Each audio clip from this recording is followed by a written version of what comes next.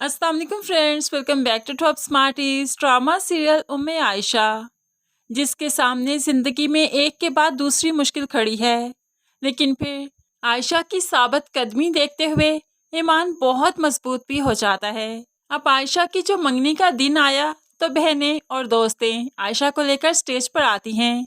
असफन तो बस आयशा की तरफ ही देखता रहा, कहीं और नजर जाती ही नहीं।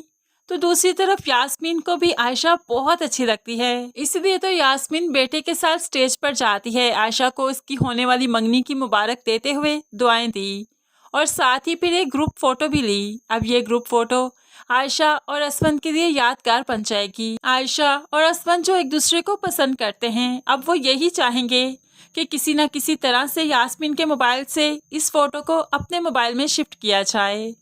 दूसरी तरफ घर में जो अनुशे है, उसको भी तो बहुत बेचैनी है कि असफन वहाँ पर अकेला है, इसलिए तो उसको फ़ोन करती है और पूछने लगी आयशा कैसी लग रही है। तो असफन भी बेसाख्ता कह देता है बहुत प्यारी लग रही है, बहुत खूबसूरत। अब तो अनुशे गुस्से से चीख उठी, क्या कहना चाहते हो तुम, क्या मतलब है तुम्हारा, मुझसे ज्यादा अच्छी लग रही है क्या। तो असफन को अब होश आया कि वो अनुशे से आयशा के बारे में बात कर रहा है, इसलिए तो अब बात को टाल मटोल करने लगा। हाँ, तुम्ही ने पूछा ना कैसी लग रही है, तो बस ठीक लग रही है, यही तो बताया तुम्हें मैंने, क्यों बात का बतंगर बनाती हो। ये कहते हुए असफन ने फोन बंद कर दिया, क्योंकि इस वक्त वो सिर्फ आयशा को देखना चाहता है। लेकिन आयशा की होने वाली सास ने डिमांड कर दी, मेरे बेटे को फोटोग्राफी का बहुत शौक है, अपने साथ फोटोग्राफर लेकर आया है, लेकिन तस्वीर स्कार्फ में अच्छी नहीं आती, इसलिए मेरी आपसे रिक्वेस्ट है कि आयशा को तस्वीर के वक्त स्कार्फ उतारना पड़ेगा। अब माँ आयशा से कहने लगी, आयशा तुम कमरे में चली जाओ, अशर साथ होगा और फोटोग्राफर, तुम आराम से स्कार्फ उतार कर तस्वीरें बनवाकर वापस आ जाओ, आते हुए स्कार्फ ओढ़ लेना। लेकिन यहाँ पर आयशा कहने लगी, ऐसा नहीं हो सकता। अम्मी आप कैसी बातें कर रही हैं, अशर मेरे लिए अभी नामहरम है, हमारा निकाह नहीं हुआ और फोटोग्राफर भी नामहरम है। मैं अपनी सारी उम्र की मेहनत कैसे एक ही दम से ख़त्म कर दूं। मैं किसी की खातिर भी अपना स्कार्फ कभी नहीं उतारूंगी।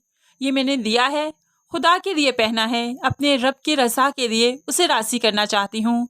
मुझे लोगों को राज़ी करने की कोई परवाह नहीं। मैं किसी सूरत भी ये हिजाब किसी के लिए नहीं उतारूंगी। बाकी जो जिसको करना है कर ले। अब यहाँ पर यास्मीन और असफन भी परेशान होकर एक दूसरे की तरफ देखते रहे और आयशा ने हुक्मन कह दिया कि वो हिजाब नहीं उतारेगी, जिस पर अशर की माँ को बहुत गुस्सा आया। इतनी लंबी ज़ुबान, ये तरबियत की आप लोगों ने तो कहा था हमारी बेटी बहुत सादतमंद है, बहुत अच्छी है। शुक्र है आज ही इसकी ज़ुबान देख ली मैंने।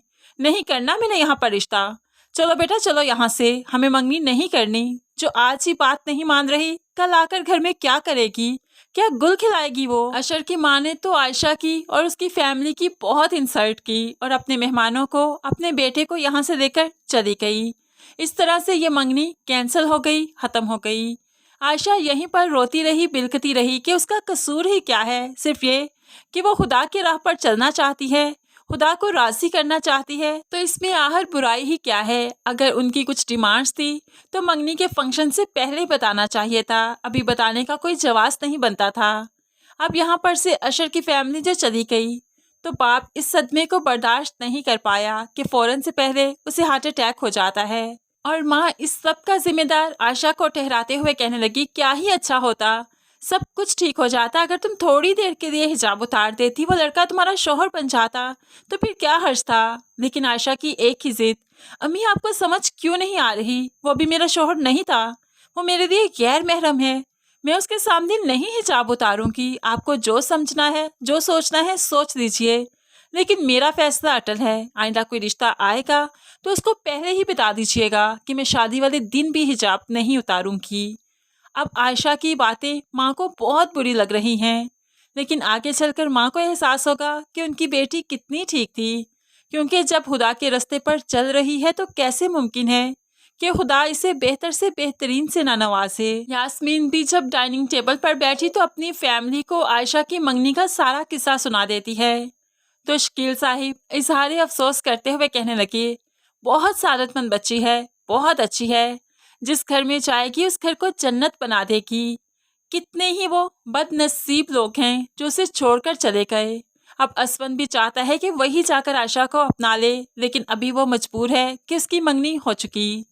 तो ऐसे में यास्मीन बेसाहता कहने लगी, मुझे भी बहुत शौक है कि काश मेरी बहू भी आयशा जैसी होती। अब ये बात यास्मीन के मुंह से निकलनी ही थी कि दूसरी तरफ अनुशे का तो मुंह बन जाता है। इतना गुस्सा आया कि अभी उठकर यास्मीन को खा ही जाएगी।